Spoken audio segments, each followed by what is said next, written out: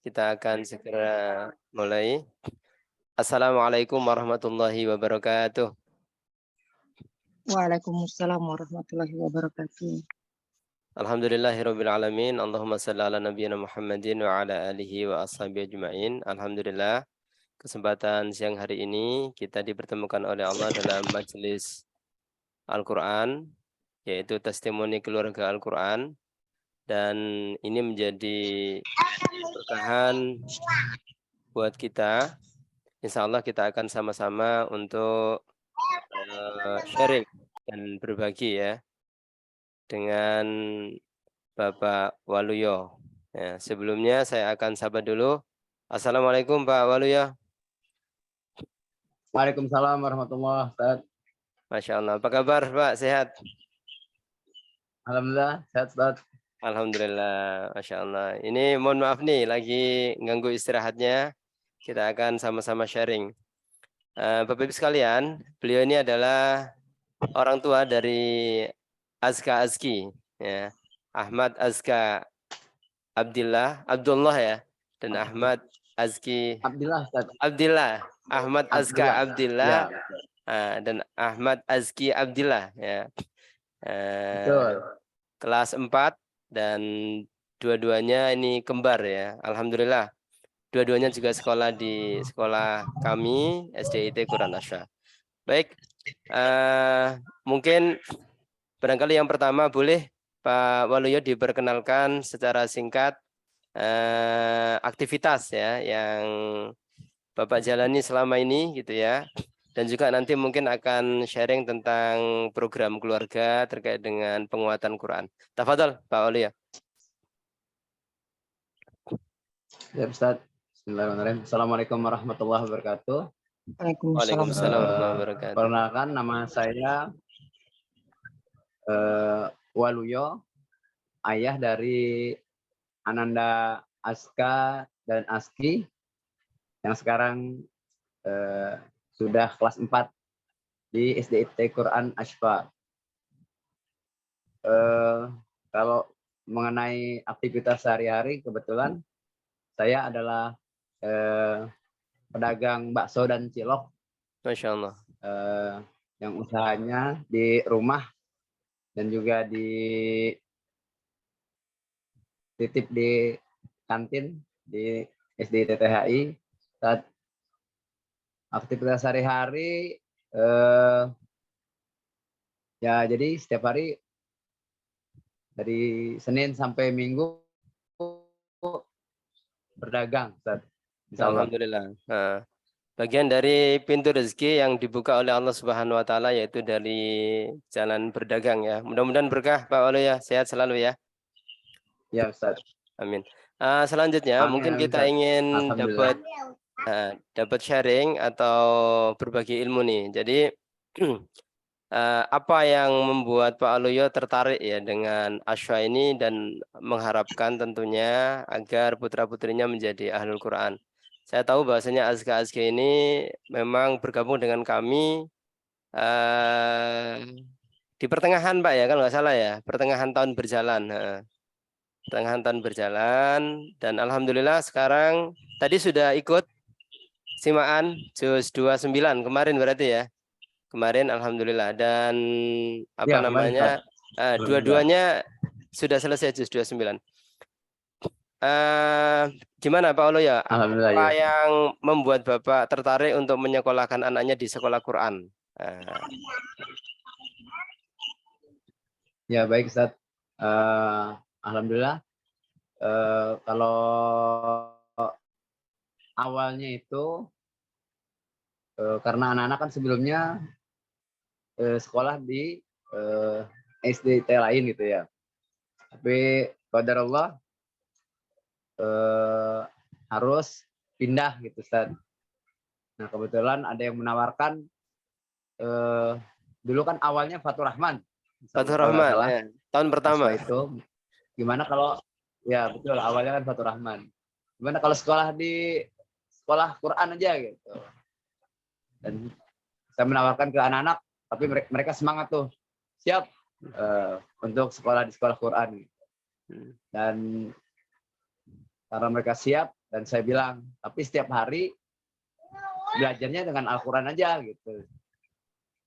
Dan mereka alhamdulillah siap, Ustaz. Ya. Jadi motivasinya itu ya karena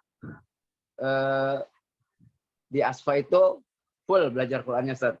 Alhamdulillah. Karena kan dari awal kelas 1 sampai kelas 3 itu full Quran kan, belajar tematik hanya 1 jam. Jadi motivasinya alhamdulillah anak-anak jadi semakin dekat dan semakin semangat dalam belajar Al-Quran. Al-Quran. Ya, Gitu, betul. Ustaz. Baik, Ya. alhamdulillah. Nah, ini kan berarti dua anak ya, artinya memang dua-duanya sekolah di sekolah yang sama, kemudian barangkali di rumah juga dibuatkan program gitu. Tentunya biasanya kalau ada dua anak dalam satu kelas itu bisa saling memotivasi tuh.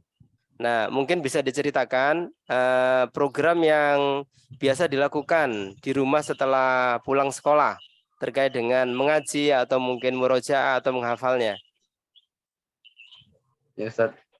Untuk kegiatan di rumah yang kami lakukan programnya, alhamdulillah selama ini, kalau dari pulang sekolah tuh biasanya mereka minta waktu main dulu, Ustaz. Jadi ya udah, saya biarkan mereka main sampai sebelum maghrib.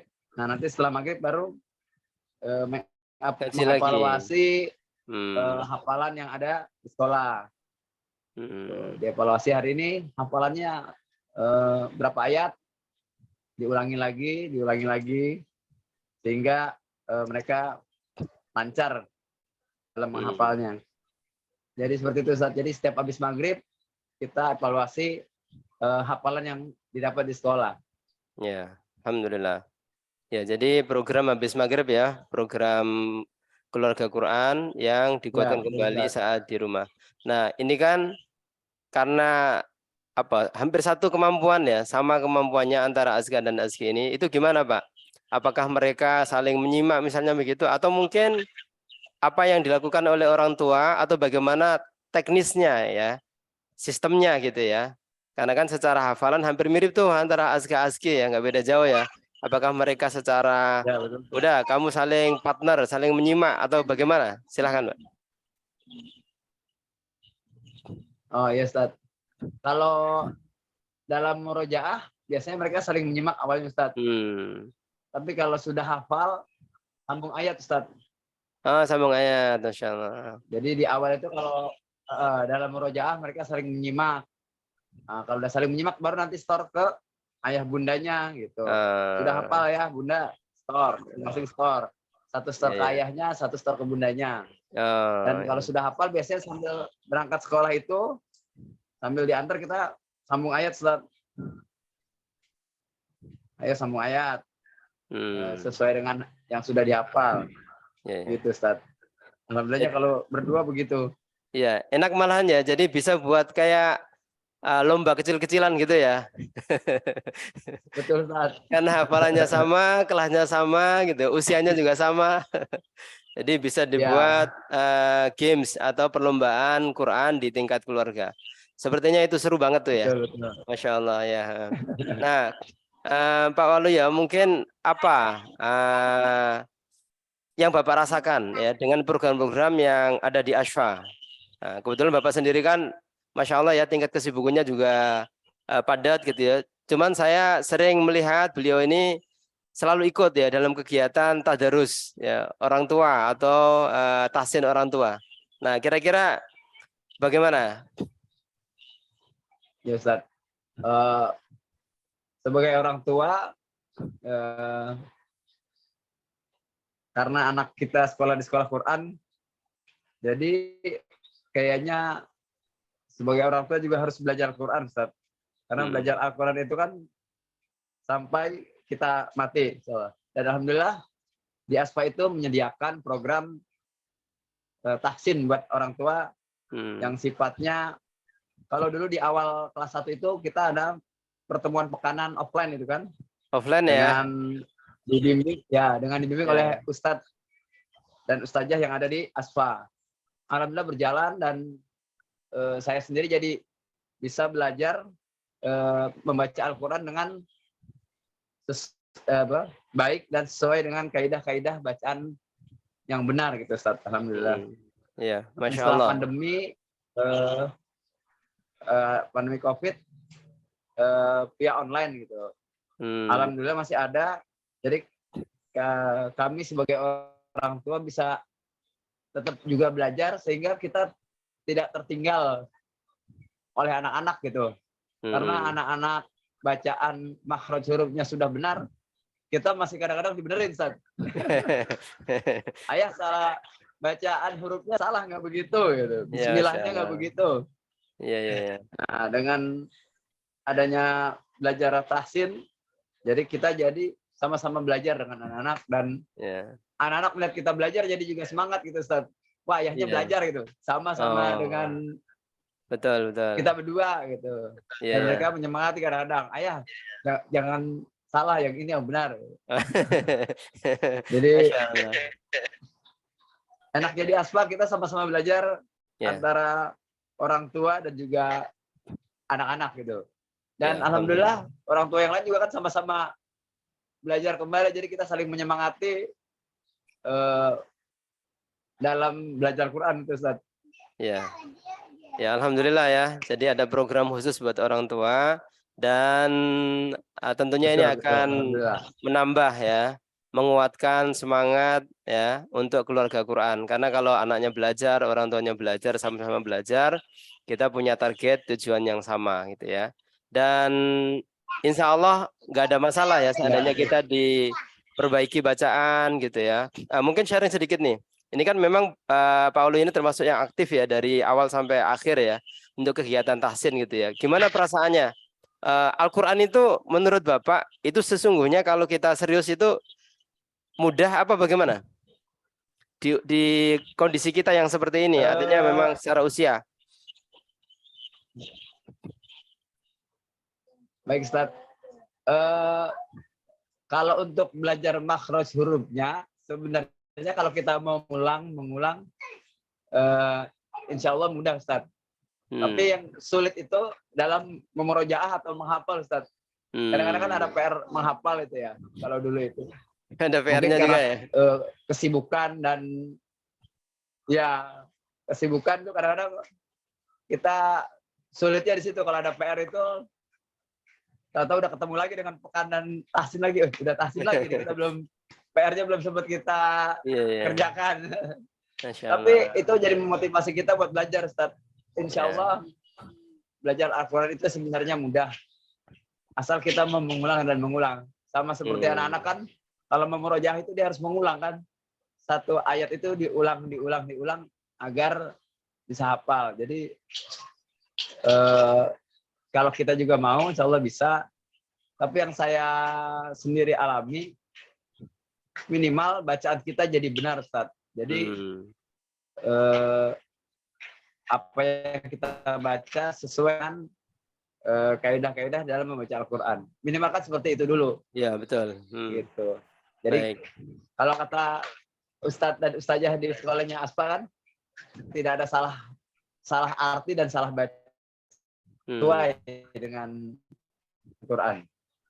Ya. Itu, Ustaz. Ya baik, alhamdulillah. Jadi minimal kita benar dalam tahsinnya ya. Benar dalam tahsinnya. Selanjutnya nanti baru dilanjut dengan hafalan. Betul. Dan untuk tahsin ini memang agak berbeda antara anak-anak dengan dewasa. Artinya lidah kita sudah terbiasa dengan membaca apa yang pernah atau sering kita baca. Sehingga proses perbaikannya butuh waktu. Insya Allah dalam setiap huruf itu bisa kita baca dengan baik, dengan benar ya, asalkan kita bersungguh-sungguh istiqomah. Nah, memang istiqomah ini tantangannya di situ ya. Itu apalagi kalau kita padat dengan aktivitas. Tapi ala kulli hal kalau kita mau, kalau kita bersungguh-sungguh, insya Allah jalan kemudahan itu akan ada, dan itu yang menjadi janji Allah Subhanahu wa taala. Setiap orang muslim bisa baca Quran. Nah, tinggal bagaimana tekadnya, bagaimana azamnya, bagaimana keseriusannya, gitu ya. Tidak ada kata terlambat ya untuk membaca Al-Quran, untuk belajar Al-Quran, ya. Karena justru semakin kita berusia gitu ya, itu idealnya memang semakin akrab, semakin dekat dengan Al-Quran insya Allah. Baik Pak Uluyo, ini cukup menarik ya dari pengalaman yang disampaikan ya, dan praktek di lapangannya gitu ya, serta pembentukan keluarga Qurani. Mungkin yang terakhir Pak Uluyo, jadi apa pesan Bapak terhadap para orang tua yang tentunya ingin ya, selain anaknya juga hafal Al-Quran, ahlul Quran, nah kita sebagai orang tua juga tadi bahasanya adalah mengimbangin ya, apa yang anak-anak bisa ya, hafalannya atau bacaannya.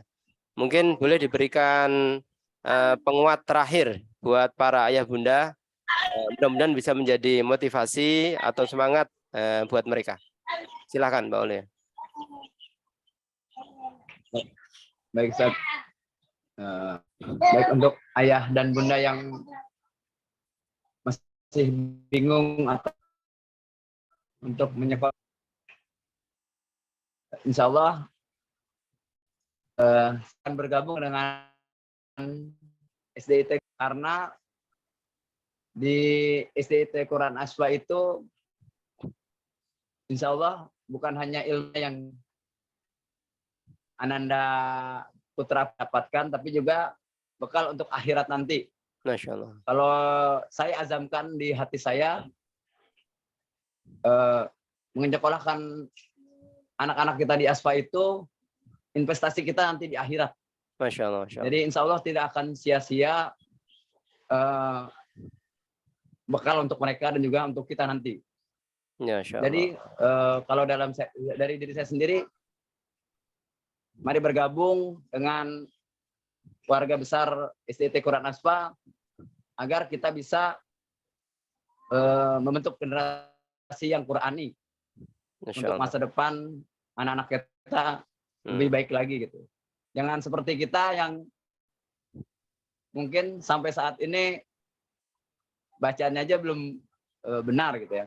Jadi insya Allah ini investasi buat ayah dan bunda nanti di akhirat. Masya Allah. Jadi insya Allah Allah mudahkan buat ayah dan bunda dalam bersekolah di Asfa. Mungkin itu dari saya, Ustaz. Baik, Masya Allah, jazakumullah, luar biasa ya penutupnya dari Pak Waluyo, menguatkan kepada lingkungan. Jadi memang kalau kita ingin menjadi orang baik, ingin menjadi ahlul Quran, kita akan mencari lingkungan yang mendukung untuk itu. Dan sudah tersedia ya, kami juga sekolah Quran, artinya lingkungan, suasana Qurani pasti, dan juga tidak hanya anak tapi juga keluarga. Dan memang ini rumus ya, bahwasanya ketika orang itu ingin menjadi lebih baik, maka carilah lingkungan yang terbaik. Yang kedua, masa depan ya. Jadi ketika kita berpikir tentang Al-Quran, maka sesungguhnya kita akan menyiapkan masa depan anak-anak yang jauh lebih baik. Dan masa depan ini tidak akan terbatasi ya oleh waktu. Karena investasi Al-Quran, kemahiran anak-anak membaca Al-Quran, hafalan mereka itu akan terus menjadi manfaat maslahah sampai nanti di akhirat di hadapan Allah Subhanahu wa taala. Dan Al-Quran ini adalah investasi masa depan, baik itu di dunia maupun di akhirat. Mudah-mudahan dengan kesungguhan, dengan keistiqomahan, Allah mudahkan kita semua untuk sama-sama menjadi Al-Quran dan kita menjadi orang-orang yang layak untuk mendapatkan hadiah syafaat dari Al-Quran yang dibaca oleh anak-anak kita. Masya Allah, terima kasih Pak Waluyo atas sharingnya, luar biasa. Mudah-mudahan menjadi manfaat buat kita semua. Terima kasih ayah bunda yang sudah bergabung. Dan mudah-mudahan ini menunjukkan keseriusan kita, disaksikan oleh Allah Subhanahu wa taala bahwasanya kita ingin menjadikan keluarga kita sebagai keluarga Ahlul Quran. Demikian, sekali lagi terima kasih. Marilah kita tutup dengan membaca hamdalah. Alhamdulillahirabbil alamin. Subhanakallahumma wa bihamdika asyhadu an la ilaha illa anta astaghfiruka wa atubu ilaik. Wassalamualaikum warahmatullahi wabarakatuh. Waalaikumsalam warahmatullahi wabarakatuh.